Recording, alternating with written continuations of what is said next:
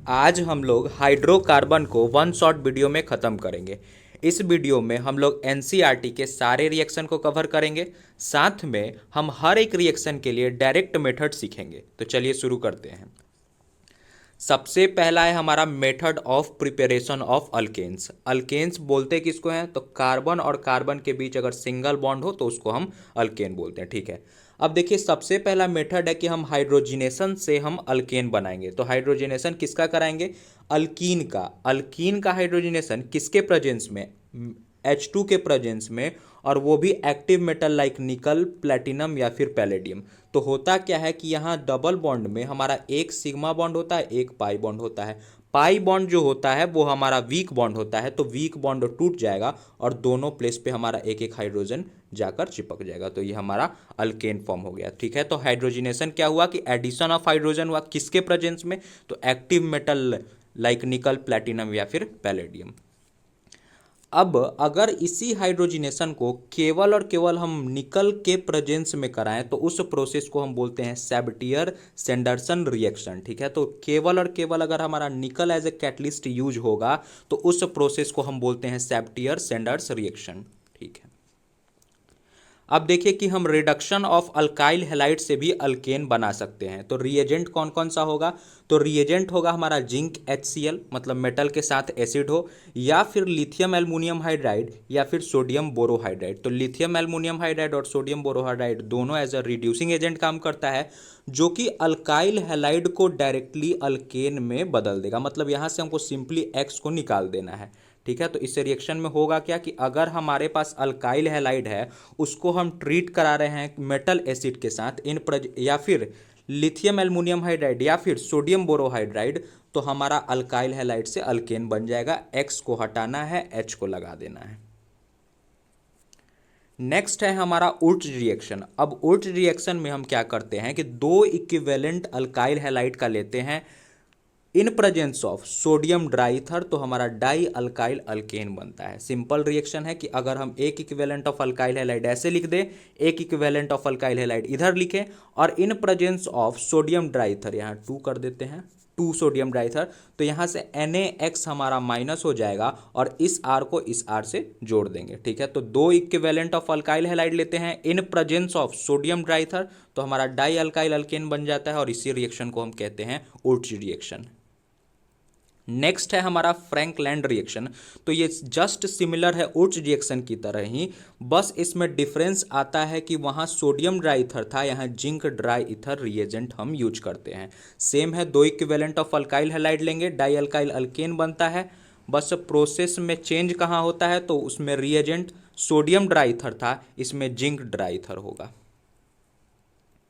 Next है हमारा कोरी house synthesis. अब कोरी हाउस सिंथेसिस में तो इस मेथड में हमको मेनली तीनों रीएजेंट को याद रखना है। इस मेथड में हमको तीनों रीएजेंट को याद रखना है। तो पहला रीएजेंट है हमारा लिथियम, दूसरा है हमारा कॉपर क्लोराइड, और तीसरा है हमारा अल्काइल हैलाइड।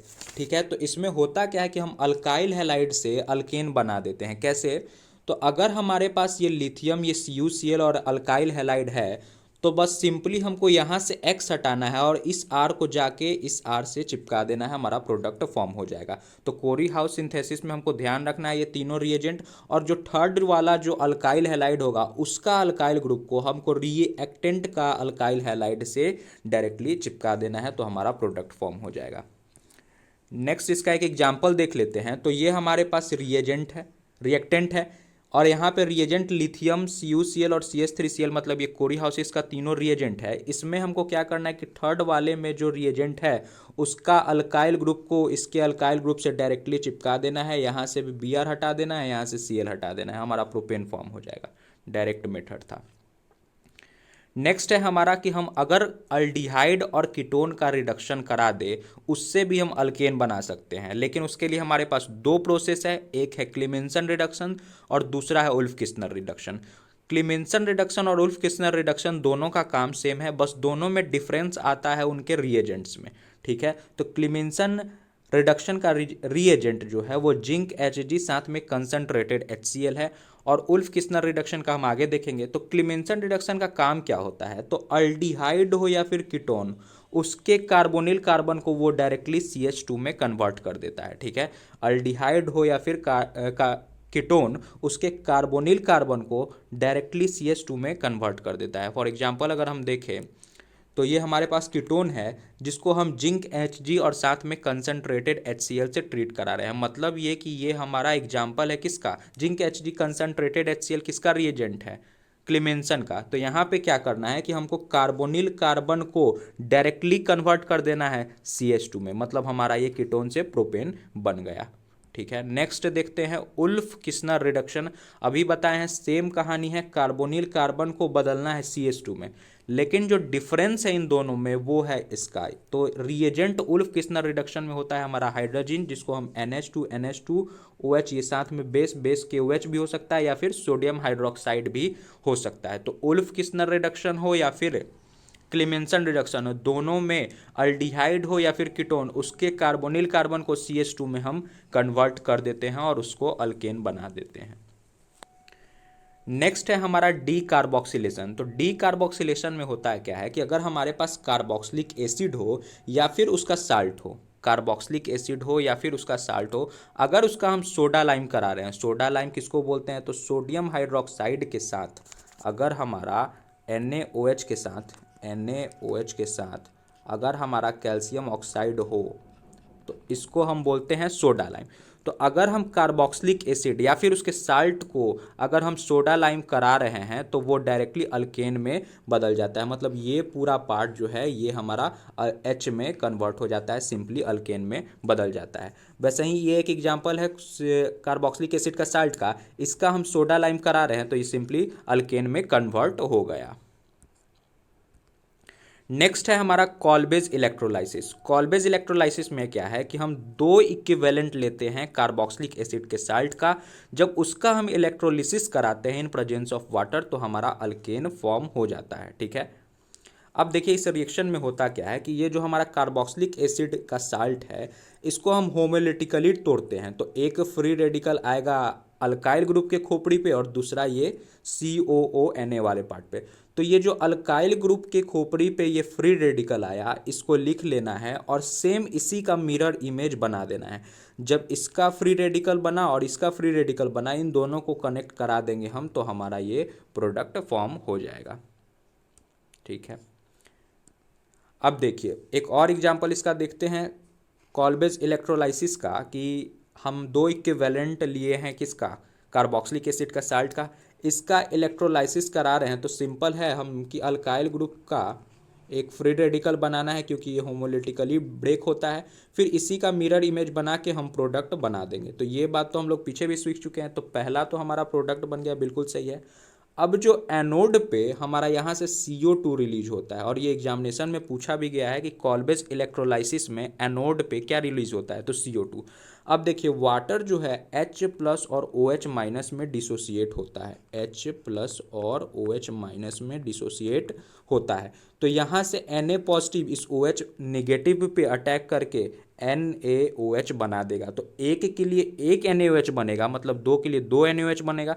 तो कैथोड पे हमारा NaOH बनता है और अभी H भी तो बचा है तो लास्ट में हम लोगों ने H लिख दिया, एक के लिए एक था तो दो के लिए हम लोगों ने 2 मोल के लिए 2 लिख दिए, ठीक है। तो एनोड पे CO2 फॉर्म हुआ, कैथोड पे NaOH फॉर्म हुआ और ये भी एग्जाम में पूछा जाता है।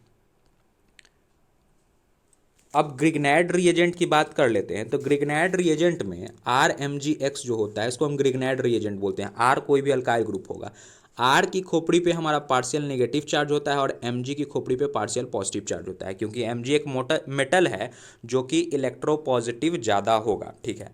अब इसका रिएक्शन हम अगर वाटर से ट्रीट कराएं, मतलब वाटर से कराएं, तो वाटर जो है वो हमारा H+ और OH- में डिसोसिएट होता है। तो ये निगेटिव वाला पार्ट इस पॉजिटिव वाले से कनेक्ट हो जाएगा और ये पॉजिटिव वाला पार्ट इस नेगेटिव से कनेक्ट हो जाएगा, तो हमारा इससे अल्केन फॉर्म हो गया। तो ग्रिग्नाइड रिएजेंट से काफ़ी सिंपल है वाटर से ट्रीट करा के। नेक्स्ट है हमारा फिजिकल प्रॉपर्टीज़। अब फिजिकल प्रॉपर्टीज़ में सबसे पहले हम लोग देखेंगे बॉइलिंग पॉइंट के बारे में। तो बॉइलिंग पॉइंट जो होता है वो डायरेक्टली प्रोपोर्शनल होता है मॉलिक्यूलर मास के और इन्वर्सली प्रोपोर्शनल होता है ब्रांचिंग के, मतलब जिसका मॉलिक्यूलर मास ज़्यादा होगा उसकी बॉइलिंग पॉइंट उतनी ही ज़्यादा होगी और जिसमें ब्रांचिंग ज़्यादा होगा उसका बॉइलिंग पॉइंट कम होगा। इसके एग्जाम्पल्स को देखते हैं। अब देखिए ए बी सी 3 एग्जाम्पल्स है, जिस इन तीनों में हम देख रहे हैं कि हमारे पास एक ही ब्रांच है, मतलब अब हम ब्रांच से कंपेयर नहीं करेंगे, मॉलिक्यूलर मास की बात करेंगे। तो पहले में हमारे पास 6 कार्बन हैं, दूसरे में 4 और तीसरे में 3। इसका मतलब मॉलिक्यूलर मास से जिसका सबसे ज़्यादा उसका ही बॉइलिंग पॉइंट भी ज़्यादा। So order of boiling point हम लिखना चाहें तो ए होगा सबसे ज़्यादा, फिर बी होगा और फिर सी होगा, क्योंकि ए का मॉलिक्यूलर मास सबसे ज़्यादा है, फिर बी का है और फिर सी का। नेक्स्ट देखते हैं, अब हमारा यहाँ चेन का कंपैरिजन होगा, क्योंकि सब में same number of carbon atom है तो मॉलिक्यूलर मास सबका सेम होगा। तो अब हम देखते हैं कि चेन में सबसे ज़्यादा पहले वाले में 3 चेन है, मतलब 3 चेन निकल चुके, एक ये और एक ऊपर फिर ये नीचे, यहाँ पे 2 और यहाँ पे 1, यहाँ पे सिंगल चेन है। और चेन के इन्वर्सली प्रोपोर्शनल होता है बॉइलिंग पॉइंट, मतलब जितना ज़्यादा नंबर ऑफ चेन होगा उतना ही कम हमारा बॉइलिंग पॉइंट होगा। सो सी वाला का बॉइलिंग पॉइंट सबसे ज़्यादा, फिर बी वाले का और फिर ए वाले का बॉइलिंग पॉइंट हो जाएगा। नेक्स्ट है बात है मेल्टिंग पॉइंट की। तो मेल्टिंग पॉइंट में जिस अल्केन का even number of carbon atom होगा उसकी मेल्टिंग पॉइंट सबसे ज़्यादा होगी उसके बगल वाले से। तो alkane with having even number of carbon atom has more melting point. ठीक है, अब देखिए हम लोग बात करते हैं हैलोजिनेशन की। तो हैलोजिनेशन में क्या होता है कि हम अल्केन को ट्रीट करते हैं Cl2 से in presence of UV light rays. तो होता क्या है कि यहाँ से एक H हटाइए, यहाँ से एक Cl हटाइए और ये बन जाएगा CH3, और ये जो एक Cl बचेगा उसको इस CH3 से चिपका देना है, हो गया ख़त्म। फिर से सुनिए, हैलोजिनेशन में क्या करना है कि एक H को निकालना है यहाँ से, एक Cl को निकालना है यहाँ से, और इस Cl को इस H के पास चिपका देना है, मतलब CH3Cl बन गया। फिर से अगर हम एक और इक्विवेलेंट Cl2 का ले ले तो फिर से वही कहानी होगा कि एक H यहाँ से हटाएं, एक Cl यहाँ से हटाएं, तो फिर ये बन जाएगा CH2, और एक Cl इसको देंगे तो CH2Cl2 बन जाएगा। फिर ऐसे ही हम एक और एक और इक्विवेलेंट ऑफ Cl2 लेंगे तो CHCl3 बनेगा, और एक और इक्विवेलेंट ऑफ Cl2 लेंगे तो हम CCl4 बना देंगे। तो ये एक प्रोसेस है जो कि हम चेन प्रोसेस बोलते हैं, जिसमें ये प्रोसेस आगे बढ़ते रहता है। तो इसको अगर हम समराइज करके देखें तो अगर हमारे पास अल्केन है जिसका हम हैलोजिनेशन करा रहे हैं in presence of UV light rays, तो होता क्या है कि यहाँ से एक H हटाइए, यहाँ से एक Cl निकाल दीजिए, माइनस मतलब HCl, और बाकी जो बचा उसको हम ऐसे लिख देते हैं। अब देखिए कि हमारा एरोमेटाइजेशन रिएक्शन क्या है। तो सबसे पहले एरोमेटाइजेशन रिएक्शन का रिएजेंट क्रोमियम ऑक्साइड और एल्युमिनियम ऑक्साइड होता है। इस रिएक्शन में हमको एटलीस्ट 6 कार्बन की ज़रूरत होती है। इस रिएक्शन में होता क्या है कि ये जो हमारा चेन है इससे हम रिंग बनाते हैं। होता क्या है कि पहले यहाँ पे CH3 होगा, पहले कार्बन में से एक हाइड्रोजन रिड्यूस करना है, दूसरे कार्बन में से एक हाइड्रोजन लास्ट वाले कार्बन में से एक हाइड्रोजन रिड्यूस करना है, और हमको रिंग बना देना है। तो ये जो रिंग बनेगा ये 6 कार्बन का रिंग है, क्योंकि हमारे पास ऊपर 6 कार्बन ही है। ठीक है, तो इसको हम बोलते हैं हेक्सेन। अगर इसको हम फर्दर Cr2L2O3 से फिर से ट्रीट करें तो ये CH2 में से एक हाइड्रोजन, इस CH2 में से एक हाइड्रोजन, इस CH2 में से एक हाइड्रोजन, इस CH2 में से एक हाइड्रोजन, इस CH2 में से एक हाइड्रोजन, और इस CH2 में से एक एक हाइड्रोजन चला जाएगा, और ये हमारा बेंजीन फॉर्म कर देगा। ठीक है, तो एरोमेटाइजेशन रिएक्शन में हमारा एटलीस्ट 6 कार्बन चाहिए। हम हेक्सेन से रिंग बनाते हैं, ठीक है, 6 कार्बन से हम फिर रिंग बनाए, और फिर इस रिंग को अगर हम फिर दोबारा Cl2 मतलब क्रोमियम ऑक्साइड और एल्युमिनियम ऑक्साइड से ट्रीट कराएं तो हम बेंजीन बनाएंगे। अगर हम एक ही मोल इसका लेते तो केवल और केवल हम ये साइक्लोहेक्सेन बनाते। ठीक है, नेक्स्ट है हमारा आइसोमेराइजेशन रिएक्शन। तो आइसोमेराइजेशन रिएक्शन में हमारा जो रिएजेंट होता है वो एनहाइड्रस AlCl3 होता है और साथ में HCl। इस रिएक्शन में होता क्या है कि हम सिंपली स्ट्रेच चेन को ब्रांच्ड चेन में कन्वर्ट कर देते हैं। ठीक है, तो आइसोमेराइजेशन रिएक्शन ध्यान रखिएगा।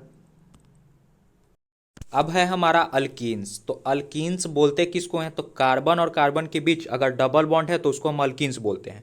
इसमें सबसे पहले हम लोग देखेंगे मेथड ऑफ प्रिपरेशन। तो 2 मेथड है फेमस, पहला है रोजेनमंड रिएक्शन और दूसरा है बिर्च रिएक्शन।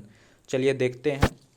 अब रोजेनमंड रिएक्शन में होता क्या है कि अगर हम अल्काइन को H2 से ट्रीट करें in presence of palladium barium sulphate, जिसको हम लिंडलैट्स कैटलिस्ट भी बोलते हैं, तो हमारा ये पाई बॉन्ड टूट जाता है और दोनों जगह पे एच एच लग जाता है दोनों कार्बन के पास, और ये जो प्रोडक्ट फॉर्म होता है वो सिस अल्कीन फॉर्म होता है, सिस अल्कीन फॉर्म होता है।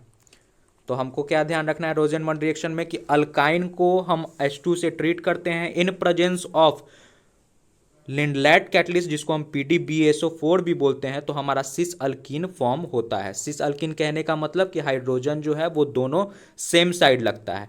नेक्स्ट देखते हैं कि हमारा बिर्च रिडक्शन किसको बोलते हैं, ठीक है। तो अगर हम अल्काइन को सोडियम से ट्रीट करें in presence of liquid NH3, ठीक है, सोडियम से ट्रीट करें in presence of liquid NH3, तो हमारा ट्रांस अल्कीन फॉर्म होता है। ट्रांस अल्कीन कहने का मतलब कि ये जो हाइड्रोजन हाइड्रोजन लगा ये दोनों अपोजिट साइड में होगा। तो इस रिएक्शन में भी वही कहानी है कि पाई बॉन्ड को हम तोड़े, एक एक वैलेंसी खाली हो गया दोनों का, पाई बॉन्ड यहाँ पे हम तोड़ दिए, दोनों का एक एक वैलेंसी खाली हो गया, तो एक हाइड्रोजन हम इस साइड लगाएं, एक हाइड्रोजन हम इस साइड लगाएं। तो बिर्च रिडक्शन में और रोजेनमंड रिएक्शन में क्या फ़र्क है? पहला तो ये कि दोनों का रिएजेंट डिफरेंट होता है। उसमें हम H2 से ट्रीट कराते थे अल्काइन को इन प्रेजेंस ऑफ PDBSO4 जिसको हम लिंडलैट कैटलिस्ट बोलते थे, और दूसरा कि यहाँ हम Na से ट्रीट कराते हैं in presence of liquid NH3, और उसमें हमारा रोजेनमंड रिएक्शन में हमारा फॉर्म होता था प्रोडक्ट क्या, सिस अल्कीन, और इसमें ट्रांस अल्कीन फॉर्म होता है, ठीक है। आगे बढ़ते हैं। अब देखिए कि हम विस्नल डाइहैलाइड से भी बनाते हैं अल्कीन। तो विस्नल डाइहैलाइड बोलते किसको हैं कि दो एडजेसेंट कार्बन पे हमारा हेलोजन ग्रुप लगा हो तो उसको हम विस्नल डाइहैलाइड बोलते हैं। जब हम इसको जिंक से ट्रीट करेंगे तो जब हम जिंक से ट्रीट करते हैं विस्नल डाइहैलाइड को, तो विस्नल डाइहैलाइड से जब हम जिंक को ट्रीट कराते हैं तो हमारा फॉर्म होता है अल्काइन, अल्कीन फॉर्म हो जाता है हमारा, ठीक है। तो होता क्या है कि यहाँ से X को हटा देते हैं, यहाँ से X को हटा देते हैं और इन दोनों के बीच डबल बॉन्ड लगा देते हैं। नेक्स्ट है हमारा कि हम जर्मिनल डाइहैलाइड से भी बना सकते हैं। तो जर्मिनल डाइहैलाइड बोलते किसको हैं? तो एक ही कार्बन पे हमारा दो हेलोजन एटम लगा हो तो उसको हम जर्मिनल डाइहैलाइड बोलते हैं। अब जर्मिनल डाइहैलाइड से अगर हमको अल्कीन बनाना है तो उसके लिए हमको 2 मोल अल्काइल हैलाइड चाहिए। उसको अगर हम जिंक से ट्रीट करेंगे तो हमारा अल्कीन बन जाएगा। होता क्या है इस रिएक्शन में कि देखिए हमारे पास एक इक्विवेलेंट ऑफ अल्काइल हैलाइड इधर लिए, एक इक्विवेलेंट ऑफ अल्काइल हैलाइड को इधर लिख दिए, बीच में जो जिंक है इससे हम यहाँ से ZnX2 निकाल देते हैं। तो यहाँ 2 Zn कर देंगे तो हमारा यहाँ से 2 मोल ऑफ ZnX2 निकल जाता है। ऐसे लिखते हैं 2 मोल ZnX2, ठीक है। तो सिंपल है जर्मिनल डाइहैलाइड और विस्नल डाइहैलाइड हम लोग देख लिए। अब है हमारा डिहाइड्रेशन ऑफ अल्कोहल। तो डिहाइड्रेशन कहने का मतलब कि हम रिमूवल ऑफ वाटर कराएंगे, लेकिन किसके प्रेजेंस में? तो कंसंट्रेटेड H2SO4 के प्रेजेंस में। देखिए सिंपल डिहाइड्रेशन ऑफ अल्कोहल में होता क्या है कि जिस कार्बन पे OH लगा है वहां से OH हटाना है और उसके बगल वाले कार्बन से H को हटा देना है। लेकिन अगर रीअरेंजमेंट पॉसिबल है तो वो भी हम कराएंगे नेक्स्ट एग्जाम्पल में, लेकिन यहाँ पे कोई रीअरेंजमेंट नहीं होना है। तो अब है हमारा फिजिकल प्रॉपर्टी। तो फिजिकल प्रॉपर्टी में वही जो हम लोगों ने अल्केन में पढ़ा था कि बॉइलिंग पॉइंट जो है वो डायरेक्टली प्रोपोर्शनल होता है मॉलिक्यूलर वेट के, मतलब मॉलिक्यूलर वेट बढ़ेगा तो बॉइलिंग पॉइंट भी बढ़ेगा, और इन्वर्सली प्रोपोर्शनल है ब्रांचिंग के, ब्रांचिंग जितना ज़्यादा बॉइलिंग पॉइंट उतना ही कम। नेक्स्ट है हमारा मेल्टिंग पॉइंट। तो जो ट्रांस अल्कीन होगा उसका मेल्टिंग पॉइंट ज़्यादा होगा than cis alkene, because trans alkene have more packaging efficiency, और पैकेजिंग इफिशियंसी ज़्यादा होगा तो मेल्टिंग पॉइंट भी ज़्यादा होगा, क्योंकि packaging efficiency is directly proportional to melting point. Next है हमारा हेलोजिनेशन ऑफ अल्कीन्स। अब हेलोजिनेशन ऑफ अल्कीन्स में क्या होता है कि जब हम अल्कीन को Cl2 गैस से ट्रीट करते हैं तो ये हमारा पाई बॉन्ड टूटता है और दोनों प्लेस पे एक एक Cl चिपक जाएगा जो कि एंटी साइड में चिपकेगा। तो ये एंटी एडिशन प्रोडक्ट फॉर्म होता है, Cl दोनों अपोजिट साइड में फॉर्म हुआ। लेकिन अगर इसी Cl2 एक्वस से ट्रीट कराएं हम अल्कीन को, तो Cl2 एक्वस कहने का मतलब होता है OH माइनस और Cl पॉजिटिव, ऑक्सीजन की इलेक्ट्रोनिगेटिविटी क्लोरीन से ज़्यादा, इसीलिए उसकी खोपड़ी पे निगेटिव चार्ज और क्लोरीन पे पॉजिटिव चार्ज। तो यहाँ पे हमको ध्यान क्या रखना है कि हम डबल बॉन्ड को जब तोड़ेंगे तो मार्कोनिकोव रूल को ध्यान रखेंगे। मार्कोनिकोव रूल ये बोलता है कि आप निगेटिव चार्ज वाले एलिमेंट को उस पोजीशन पे ले जाइए जहां जब पहले से ही नंबर ऑफ हाइड्रोजन कम है। तो OH निगेटिव चार्ज वाला पार्ट है और यहाँ पे नंबर ऑफ हाइड्रोजन कम है, तो हम इसको यहाँ चिपका दिए ये प्रोडक्ट में, और जो पॉजिटिव वाला पार्ट है वो वहाँ पे जाएगा जहाँ की नंबर ऑफ हाइड्रोजन पहले से ज़्यादा है। तो हमारा प्रोडक्ट ये फॉर्म हो गया। तो हमको ध्यान क्या रखना है कि अगर हम हैलोजिनेशन ऑफ अल्कीन करा रहे हैं तो एक हमारा Cl2 गैस सिंपल है, तो उसमें हम डायरेक्ट डबल बॉन्ड को तोड़े और दोनों में अपोजिट साइड हम क्लोरीन लगा दिए। लेकिन अगर Cl2 एक्वस है, मतलब हमारे पास क्या है, OH माइनस और Cl पॉजिटिव, तो हम मार्कोनिकोव रूल को ध्यान रख के प्रोडक्ट बना दिए।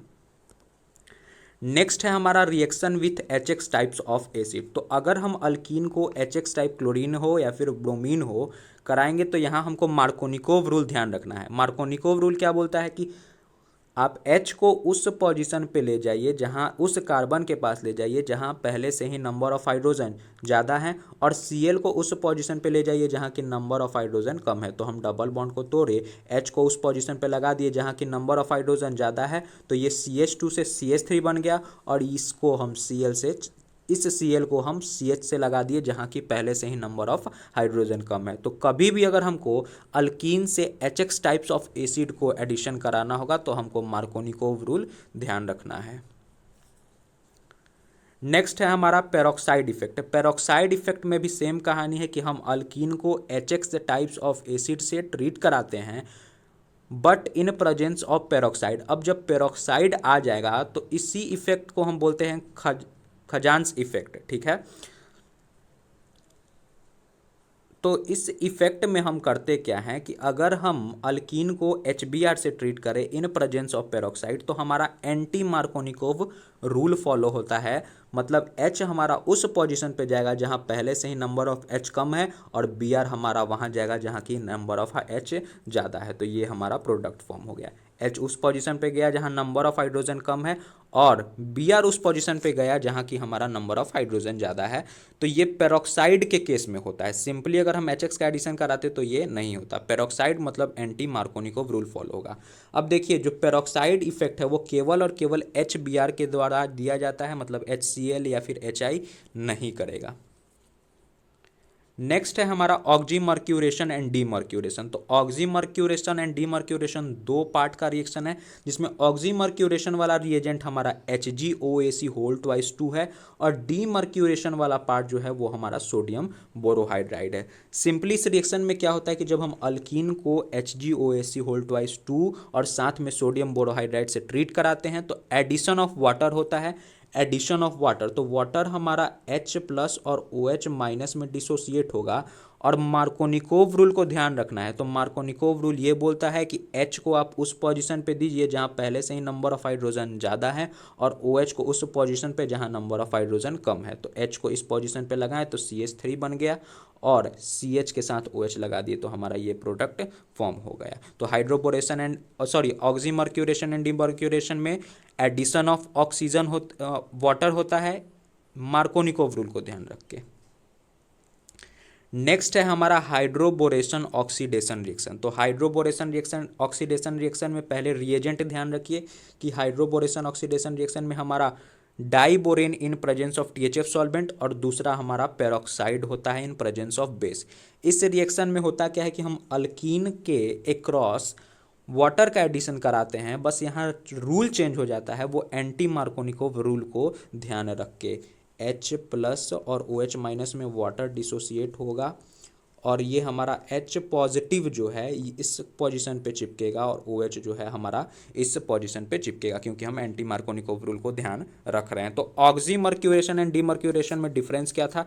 तो ऑक्सीमर्क्यूरेशन में हमारा मार्कोनिकोव रूल फॉलो होता है, हाइड्रोबोरेशन ऑक्सीडेशन रिएक्शन में हमारा एंटी मार्कोनिकोव रूल फॉलो होता है। दोनों में एडिशन वाटर का ही होता है। नेक्स्ट है हमारा hydration in presence of dilute H2SO4। Hydration का मतलब होता है एडिशन ऑफ वाटर। तो हाइड्रेशन में होता क्या है कि जब हम डाइल्यूट H2SO4 के प्रेजेंस में वाटर का एडिशन कराएंगे तो हम मार्कोनिकोव रूल को ध्यान रखेंगे, इस डबल बॉन्ड को तोड़ेंगे और H यहाँ पे OH यहाँ पे चिपका देंगे, क्योंकि वाटर डिसोसिएट होता है H+ और OH- में। तो इस पोजीशन पे H, इस पोजीशन पे OH, खत्म। अब देखिए इसमें हम लोग रीअरेंजमेंट भी करते हैं अगर पॉसिबल हो तो। फॉर एग्जांपल अगर हम इस रिएक्टेंट का वाटर से ट्रीटमेंट कराएं तो हम इसको इधर तोड़े तो इधर इसकी खोपड़ी पे पॉजिटिव चार्ज आएगा, तो यहाँ पे हम ये CH3 बना दिए, इसकी खोपड़ी पे पॉजिटिव चार्ज। अब ये 2 डिग्री है, इससे ज़्यादा भी स्टेबल अगर यहाँ पे ये चला जाए तो 3 डिग्री बन के कार्बोकैटायन बन के ये ज़्यादा स्टेबल होगा। तो इस CH3 को हम लोग यहाँ पे ला के रख दिए, तो अब ये जो कार्बोकैटायन बना ये फिर ज़्यादा स्टेबल हो गया और इस पे हम OH का अटैक करा के हम जो है मोर स्टेबल प्रोडक्ट या फिर कह सकते हैं मेजर प्रोडक्ट फॉर्म किए। तो इसमें अगर हमारा डाइल्यूट H2SO4 के प्रेजेंस में हम वाटर का एडिशन कराएंगे तो इसमें रीअरेंजमेंट भी होता है, जो ज़्यादा स्टेबल होगा उस पोजीशन पे हम कार्बोकैटायन फॉर्म करेंगे और वहाँ OH चिपका देंगे।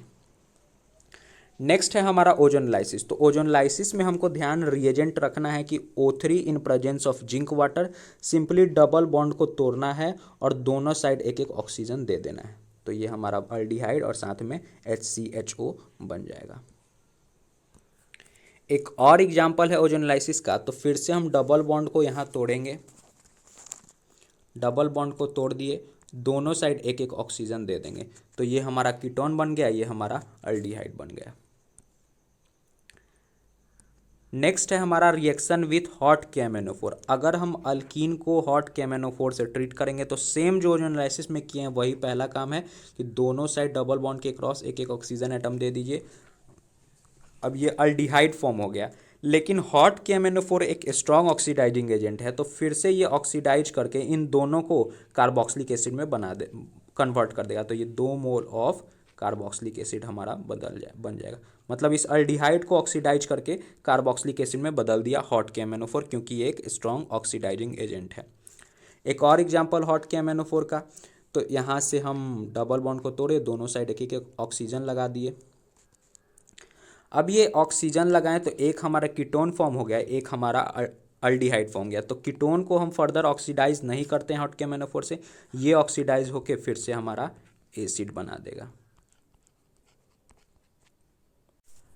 तो अब है हमारा अल्काइंस। अल्काइंस बोलते किसको हैं, तो जब कार्बन और कार्बन के बीच ट्रिपल बॉन्ड होता है तो उसको हम अल्काइंस बोलते हैं। तो सबसे पहले हम लोग देखेंगे method of preparation of alkynes, जिसमें सबसे पहला मेथड है लैब मेथड।